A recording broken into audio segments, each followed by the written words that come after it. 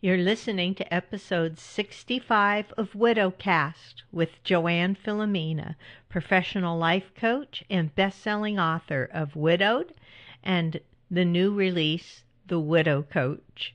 This podcast is based on real stories and real experiences of widowhood, that of my own as a widow, and from many other widows that I've talked to and worked with as a life coach.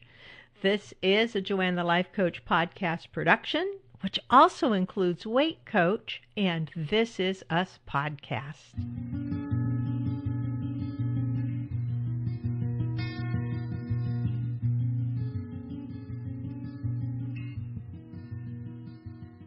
Hello, listeners.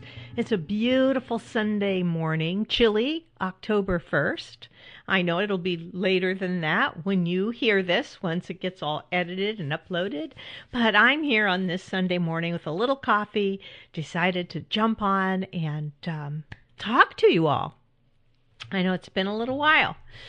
So, first of all, I want to talk about the fact that I podcast a TV show, which may seem a little strange. But you know, when I first watched This Is Us premiere last year, I was just captivated by the show.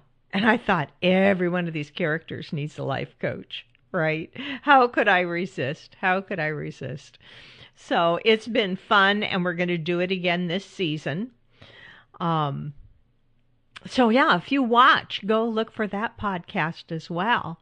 It's going to be interesting because I believe, we're seeing one of the main characters in when she becomes widowed. So that's going to be interesting to podcast on. That's going to be interesting. I jumped on because I had, a week ago, done a free workshop online. Now, I'm sure many of you listening may have been there or got the replay. So great. I realized that I probably have a lot of listeners that are not on my email list. So I wanted to talk about that workshop today. I think a lot of people got a lot out of it. I went really long. On the workshop.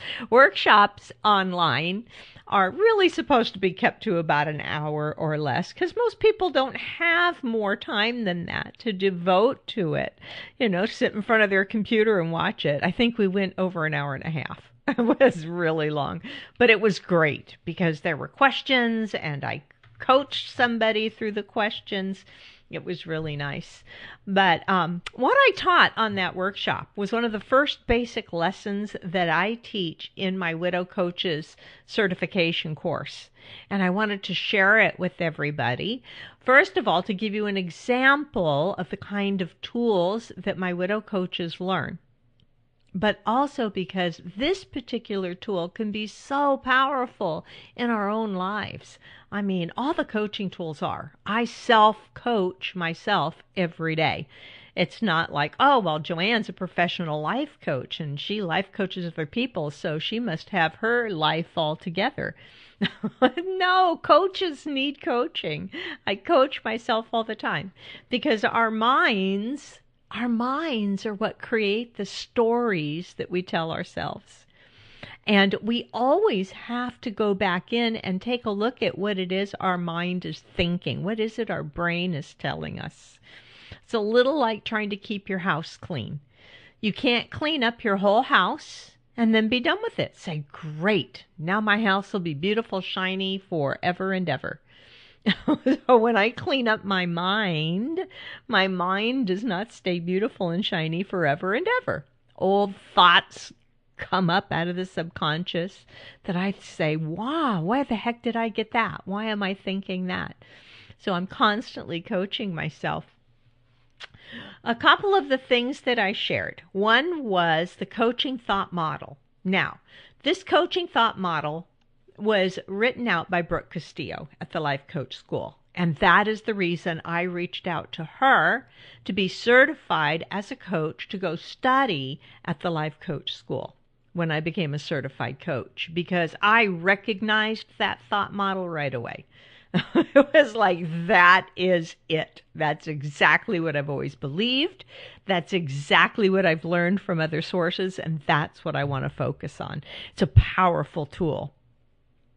So I'm going to share it with you as briefly as I can, and trying to do it with audio and no video. So you will have to make a couple notes or picture this in your mind.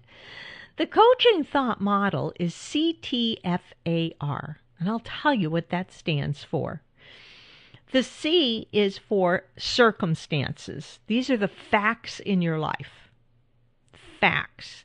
These are facts that you could prove in a court of law. No judgment is included. Okay, and I've talked about this in previous episodes. Might have to go back a ways. We're on number 65, which kind of blows my mind. So the circumstances are just the bare facts. The T is for your thoughts. It's what you think about the fact in your life, right? Facts we can't control or change, but we have thoughts about them. So if you share a fact similar to what all of us have, which is my spouse died, that would be a fact. We could prove that in a court of law. My spouse died. Everything else about that are the thoughts we have about it or the story we tell ourselves about it, right? The F is for feelings. And every thought that plays in your brain vibrates down into your body and creates your feelings. Feelings are called feelings because you feel them in your body. When you feel a feeling, if you are super happy, super elated by something, you've got some fantastic news.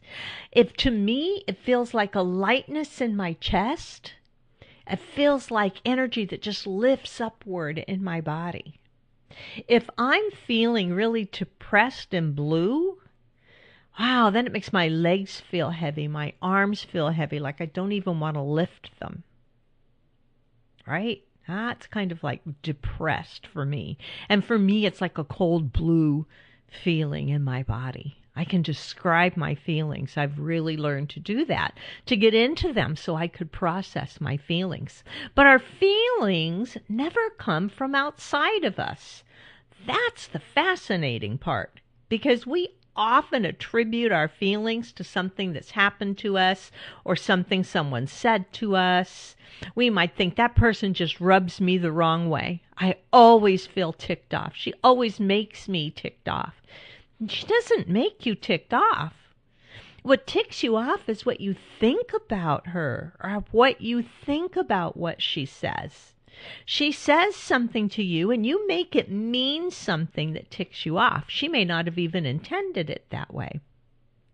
Okay? Circumstances outside of us cannot cause us to feel anything until we think a thought about them. And it's the thought that our brain plays for us that creates the emotion, the feeling inside of us. A in CTFAR, A is for action or non-action. It's how you act. If you think a thought that makes you feel ticked off, how are you going to act? You might get snippy. You might just be the kind of person who just shuts down and does nothing and just removes himself from the situation because you don't like confrontation. It's like a non-action. When I'm ticked off, I just shut down. And the action you take because of how you feel, or sometimes we take actions based on how we want to feel, that action is what creates the results in your life. That's the R, CTFAR. Circumstances, your thoughts about the circumstances, the feelings those thoughts create, the way you act or show up because of the way you're feeling, and the results that your actions produce in your life. And those results will always prove the thought back to your brain. Brain loves to be right. I don't know about you. I know my brain loves to be right. So And I'll know that I've done that thought model correctly for myself if the results that I get from it always back up my thought, because our thoughts create our results. That's kind of the shortcut there, right? It's what you're thinking is going to inevitably create a result in your life that's going to prove out what you're thinking. So that's why our thoughts are so important, because it's going to play out in your life. Now, story versus fact. This is what I was teaching in the workshop. It's being able to write down your story about something. All right? We tell ourselves stories all the time. We tell other people. We tell them all about what happened to us at the grocery store, how it made us feel, exactly how that whole situation played out at the grocery store, how stressed out it made us. We can tell that whole story. You can write down that whole story. And then you can start looking in it for the absolute facts and break out the facts. You'd be surprised. There will be few facts, okay, and they're very specific. And once you see that handful of facts, now you have a better idea of what all that story is that you're choosing to tell yourself. So one of the examples I used was, let me find it here. I've got a couple of case studies. Okay, I had a widow come to me for coaching about a month after her husband died. And one of her concerns was that she took quite a bit of time away from work. She took time off when he was ill in the hospital to be by his side. She took time off after he died. Of course she did. So she said, it's not as if he passed away and then I took time off from work. She said, it's even longer because I took several weeks off from work while he was in the hospital. And then he died and I haven't gone back yet. And her concern was that her co-workers were thinking she just should have it all together and be back there. My coworkers are thinking, what's wrong with her that she hasn't come back to work yet? She should get it together and come back to work. So this was her story about this. Now, the facts of her story is she's taken several weeks away from work through her husband's illness and due to the fact that he died. The fact that he died is a fact. Her spouse died. She's taken several weeks off from work, and she's not returned to work yet. Everything else is the story she's telling herself. Got it? I think at the time I talked to her, she had probably taken about 5 weeks off. So 5 weeks off from work. She hasn't gone back to work yet. Her husband died. Those are the facts. All this stuff about what her coworkers were thinking about her and, how she should have it together and get back there. And she was feeling so stressed about that and so upset about that because of all the story she was making this mean. What she was making it mean that she was taking all this time away from work. It was really upsetting for her. And when I asked her, first of all, it had only been less than a month since he died when she reached out to me. So at first when she was telling me her story, I thought maybe she had been away from work for several months already and was concerned. But no, really, it had just been a matter of weeks. And then I said, well, what is it that your coworkers have been saying to you about this that makes you feel like they think you should just get it together? And she said, well, I don't really know, actually. I've avoided talking to anyone or seeing anyone from work because I just can't face that. And I said, oh, so no one's actually said this to you? This is what you're surmising that they are thinking, right? This is what she was choosing to assume they would be thinking. And, it took a few minutes of conversation for her to really clearly understand that It was not a fact that her coworkers thought she should be over it, get herself together and get back to work. It was what she was choosing to tell herself, that she had in fact not even talked to anyone since taking time away. And I told her, if you talk to them, they may be thinking something completely differently. Especially if you talk to them. Especially if you say, this has been so difficult for me and I am really not emotionally in any shape to walk back in there to work yet. I mean, she's not going to know what her coworkers are thinking unless she talks to them. And if she walks around thinking, my coworkers think I should get it together and be back to work already, and that makes her feel so embarrassed and guilty, and the way she acts is she avoids talking to anyone from work. And the result's going to be no one at work knows that there's no way she could have it together and be back to work yet. You see that cycle? That's the thought model. What she's thinking, how it makes her feel, the way she acts because of how she feels, and the result creates exactly what she's thinking. Right? She's thinking, they think I should get it together and be back to work. And the result is they very well could think that because she hasn't told them any differently. So that is the difference between story and fact. In fact, if she considered the fact that it had not actually been that long away from work in the great scheme of things, no doubt her coworkers were very concerned over what she's going through. And I found out what her job actually was, is she worked in an emergency room in a major hospital. Kind of a tough environment to face when you've just lost your husband. So once we discussed this, and she began to see that it was all her thoughts about these basic facts that was making her feel upset, she was able to find thoughts that she believed that felt a heck of a lot better.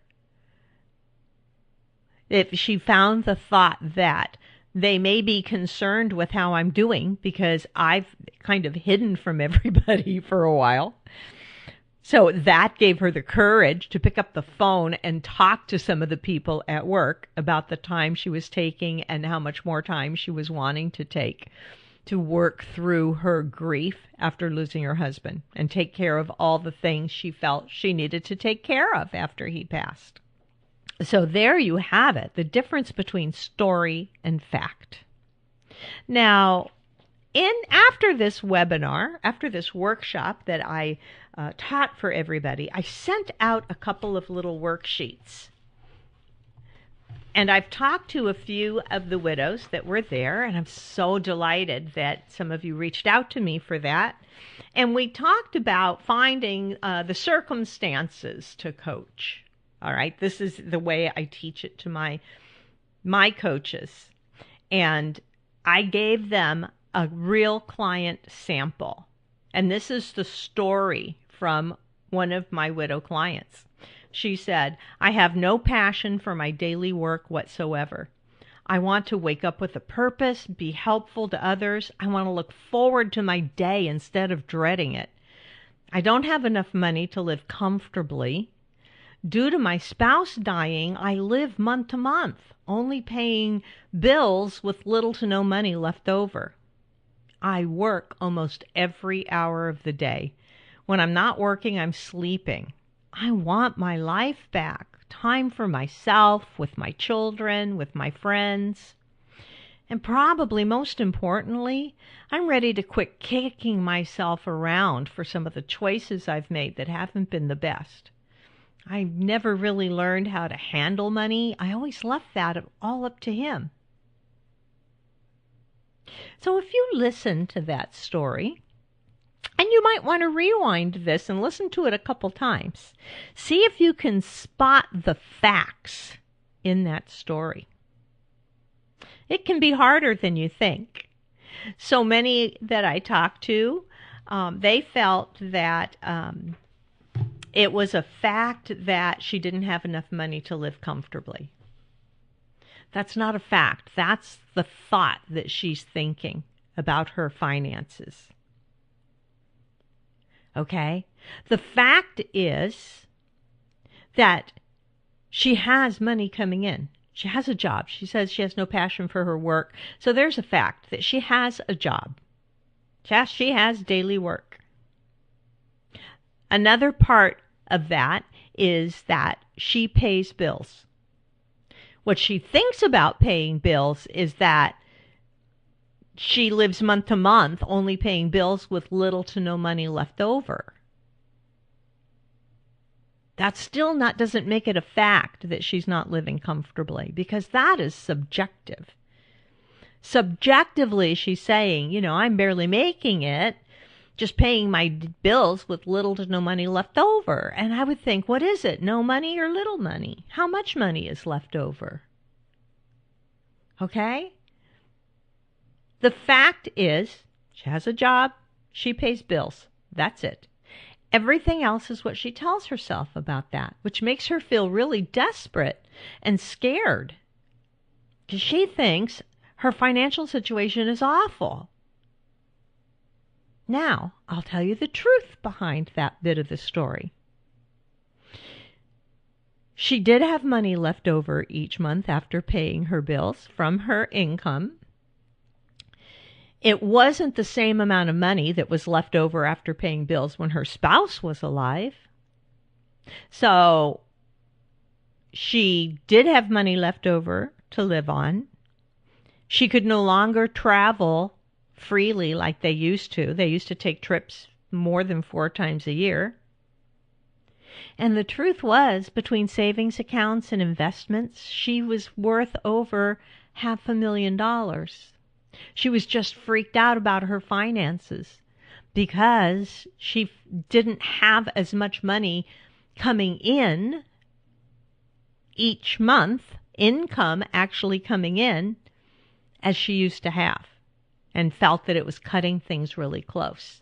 So you listened to that story when I told it, and you may have got all wrapped up in it and in agreement with her, and I know just how she feels, because the truth is all of us feel just totally freaked out about our finances when our spouse dies. Most of us do anyway.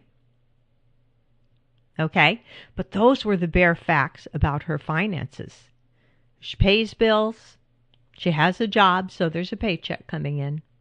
Now, about that job, she has a job. That's a fact. Everything else she tells herself about that job is making her feel terrible about that job. She's saying, I have no passion for my daily work whatsoever. I want to wake up with purpose and to be helpful. Instead of looking forward to my day, I dread it. I work almost every hour of the day. Really? 24 hours? Obviously, she doesn't work 24 hours. She may not even work 7 days a week. It just feels that way to her because of what she's thinking about her job. She really hates it. She really dreads it. She has no passion for it. And the more she tells herself that, the more she's going to have no passion for her work. She's going to drag herself into the office. She's going to barely do whatever is needed to just get by through the day. Her company's not going to get anything extra out of her whatsoever because she has no passion. She feels burned out. And the result's going to be that she still has no passion for her daily work. May result in not having a job at all after a while. So there is a way to get in touch with why she felt passionate about that job to begin with. Right? Like, she's feeling this way now about her job after her spouse died. Odds are she was working that job when he died. And she feels she has no passion for it anymore. She needs to get back in touch with why it was that she took that job to begin with. How excited was she the day that she was offered that job? And when she can get in touch with that and start thinking about how much more she could bring to her job, feeling that excited about it, all the ideas she had for that job when she took it, If she can get in touch with that and find some thoughts about that job that make her feel a little more excited about going to work each day, it could change her life. Just that one thing. Just helping her understand that all the lack of energy she feels for that job is because of what she's telling herself right now about that job. If you play that thought in your mind, I have no passion for my work, I dread going in the morning, I don't look forward to my day anymore at all. If you tell yourself those things, how does that feel inside when those sentences play in your head? That feels awful. To me, just listening to my client tell me these things made me want to wrap up in a blanket, eat ice cream, and binge on Netflix all day. I just was so depressed from it. If you can begin to understand that it's your thoughts that are creating those results for you, and that you can find thoughts that feel a little bit better, that you believe, that's key. You can't go straight to some positive affirmation. She can't go from, I have no passion for my daily work whatsoever, to telling herself, I love my job. I love my job. Sticky notes all over her house to remind her, I love my job. Her brain's going to go, no, you don't. No, you don't. You can barely get up in the morning to face it. Her brain knows differently. But if you take her back to where she did have passion for her job and why she felt that passion, maybe she felt that she really was helping others through the work she was doing for that company. Like, wow, what we provide to other people, it just changes their lives. Now she starts to feel a little excitement about it. She could tell herself a different story about her job, right? So just let me summarize a little bit on that story and tell you what the actual facts are from the story. We know her husband died. That's a fact. We know she pays bills. Bills come in, she pays them. We know she has a job. And we know she has children. Because she said, I would like my life back, time for myself and with my children and with my friends. So we know she has children. We know she has friends. Because she says, I want to have time with my friends. So there's other people she wants to spend time with. These are facts. The fact that she doesn't have the time for those things is what she's telling herself. Truly, there are single moms out there that work more than one job. And they still find time to spend with their kids and to get things done and spend time with their friends. I know these women right in my own community. So not having enough time means that you are not paying attention to how you're best using your time to make time for these other things.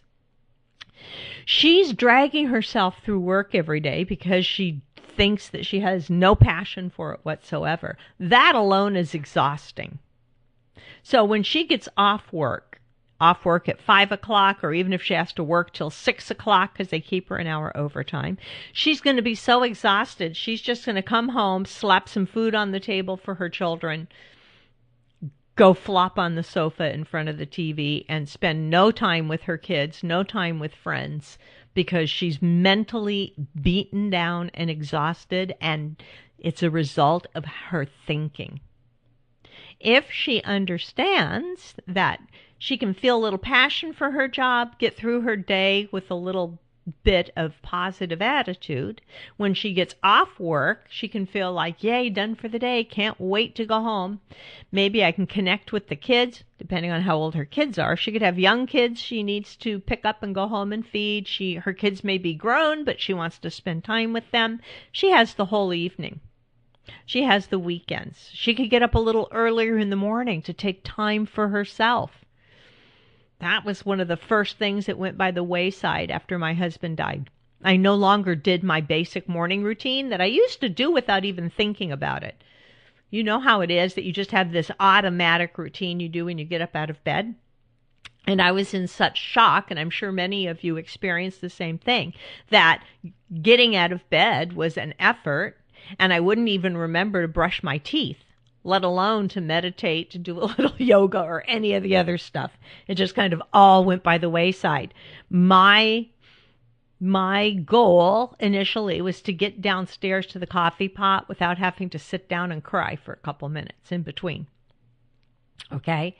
So, but there comes a time when you can tell yourself a different story about your story as a widow. You can begin to rebuild those morning routines, even if it means getting up a little extra early in the morning. Give yourself an extra 15 minutes to sit up in bed. Think about the things you're grateful for. Just kind of set the state, the mood for how you're going to feel about that day. This widow realized how grateful she was to have that job, because she had something else she could go focus on. She had something else she could put energy into for her life, her job. And in return, she got that paycheck so that she could pay the bills. Totally different way of looking at her story. Now, when you do this for yourself, it can be even more difficult for us to look at our own story and separate out the facts, because we tend to think our thoughts are facts. Feels that way to us. When I think, oh, she just spoke down to me in front of everyone, that feels like a fact. Wouldn't you think so? If I came out of a meeting and said, I can't believe it, that Debbie spoke down to me. And you would say, what did she say? And I would tell you what she said. And you would go, I can't believe she said that to you. Because I already implanted in your head, Debbie spoke down to me. When the truth is, Debbie did not speak down to me. Debbie was just trying to caution me about something. Oh, you're going to do that? Now, you might want to consider this. And I interpreted it that she was on some high and mighty throne speaking down to me. And it upset me. When the truth was, she cared about me, and I could have felt good about that. Our thoughts, we think our thoughts are facts.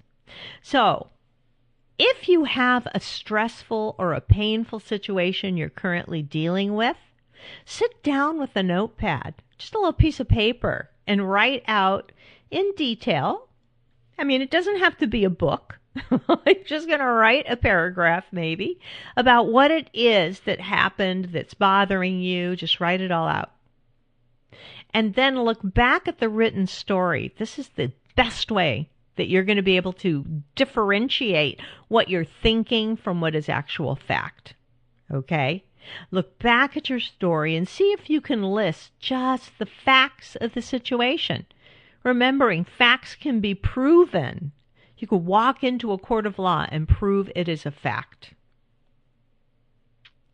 You can't say, my whole family would agree with me. She really does act like this. It's a fact. You can't present that to a judge. Gotta have facts. So figure out, what are the bare facts? There may be only one or two facts in your entire story.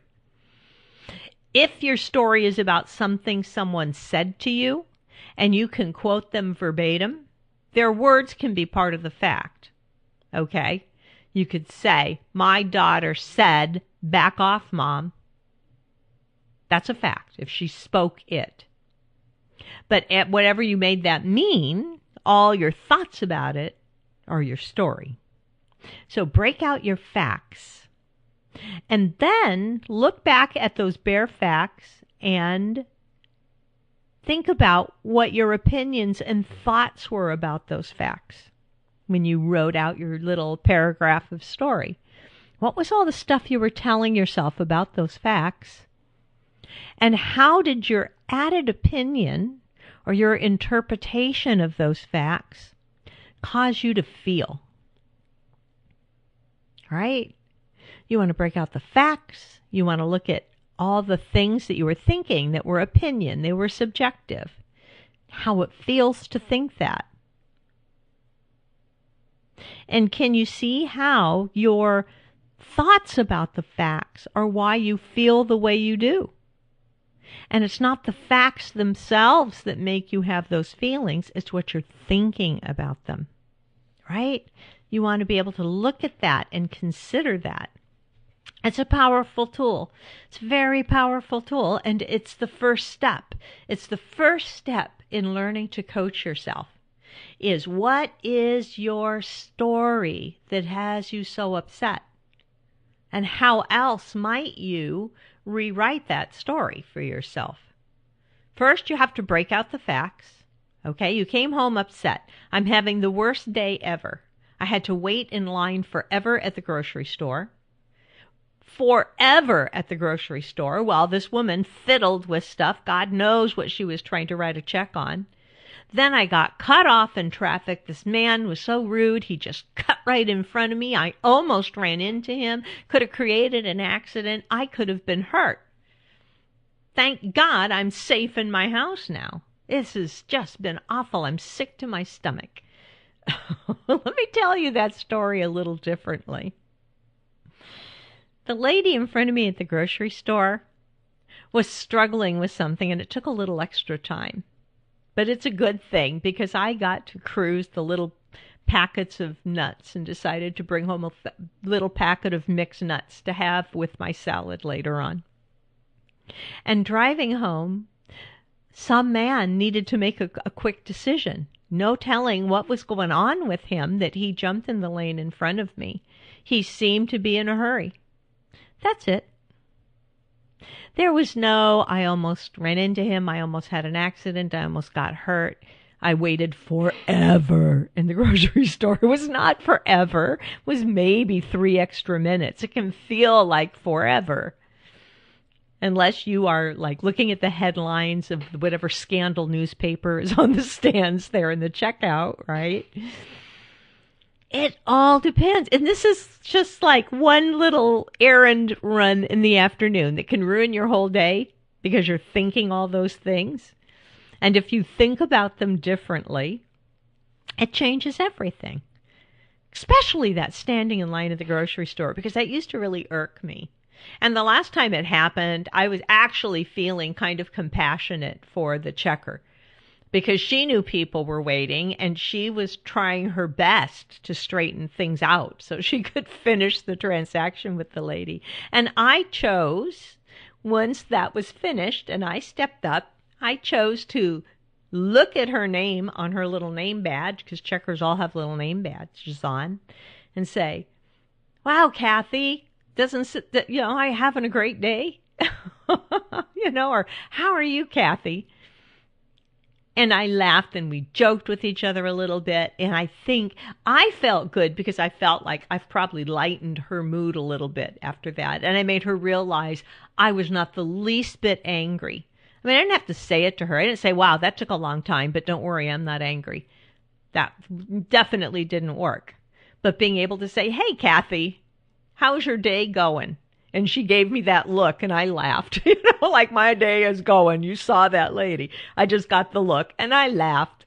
And she said, "Did you find everything okay today?" I said, "Sure did. And a few things I probably shouldn't have grabbed, but hey, they're in there, and just joked. And I left the grocery store in a absolutely light mood. I felt great because I was able to joke with her. We could laugh off the snafu and feel good. So that when the guy jumped his car in front of mine in traffic, and again, that's my thought, that he just jumped right over. He may have thought he was just changing lanes, right?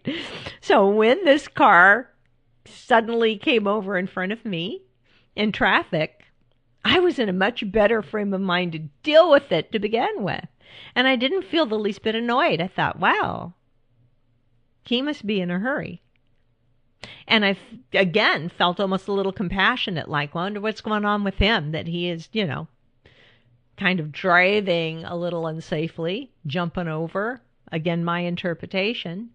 But the story I was telling myself about that was, he might need to get to the hospital for someone. He might need, who knows, that, he's anxious and he really needs to zip through this traffic. I did not make it feel like a disaster.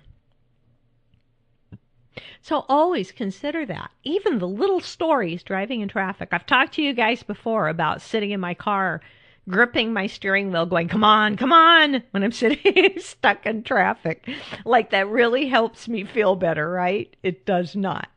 What makes me feel better is when my mouth says it and then I hear it and I laugh because I go, listen to you. That's what makes me feel better. So, start considering the difference of story from fact and see if you can break that out for yourself. It can be challenging. You can also hear it when you get good at it, you can hear it when other people tell you their stories. You begin to recognize what it is they're thinking compared to what is the basic facts of the story. And it's very interesting. And it's the basis for a lot of the tools that we use, coaching, the tools that I teach in the Widow Coach certification. So, and if you're interested in knowing more about the Widow Coach certification, reach out to me. You can go to widowcoaches.com and find out more. Right? I think it sends you a link for a questionnaire so that I can get just kind of a brief idea of where you're at. I want to know a little bit about you so I can see, if this is something that is going to serve you well and if we should jump on a phone call together. I would love to learn more about my listeners. I'm always interested in that. So you can check that out at widowcoaches.com. You can email me if you like. It's Joanne, Joann, no E, Joanne, it's Joanne at JoanneTheLifeCoach.com is my email. So you guys have a terrific week. Get out there, find some joy in each day for yourself. And I'll talk to you again next time.